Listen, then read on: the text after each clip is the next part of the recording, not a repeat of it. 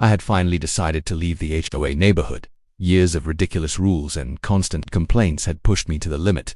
That morning, my truck was packed with boxes and moving supplies. I thought I was finally free, but the HOA president had other plans. Karen suddenly marched toward me like she owned the entire street. She pointed at the truck and started listing HOA violations. Apparently, even leaving the neighborhood required her approval.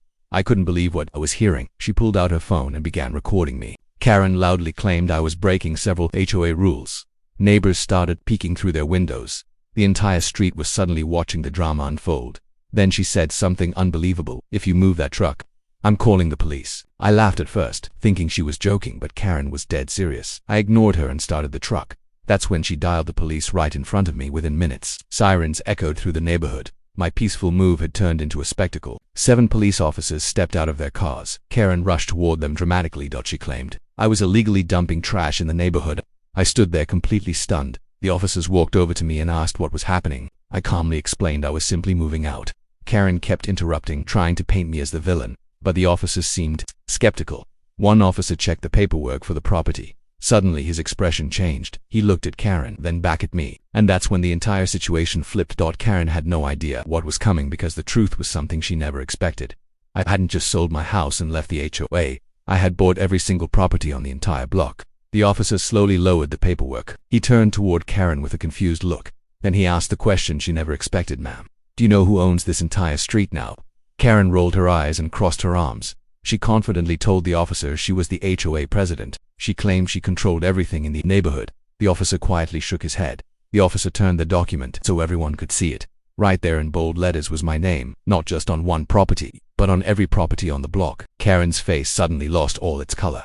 Karen suddenly turned toward me. Her angry expression had changed to disbelief. She demanded to know why I would buy the entire street. I simply smiled. "For years," I said calmly, "the HOA made life miserable for everyone here. The constant fines, the ridiculous rules. Someone needed to change things."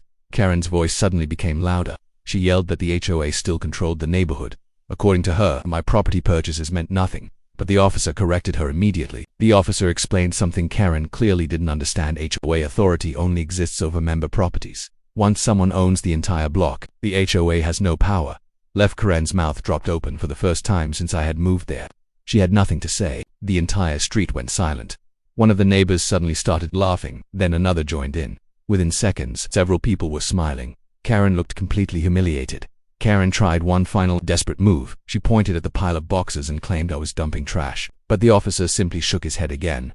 They were clearly moving supplies, sir. Officers began walking back to their patrol cars. There was nothing illegal happening. Karen had wasted everyone's time, and she knew it before leaving. One officer turned to Karen. He politely suggested she stop harassing residents, otherwise the police might have to return again, but not on her side. The police cars slowly drove away from the street. The flashing lights disappeared around the corner. Karen stood in the middle of the road, stunned. The entire situation had completely backfired on her neighbors.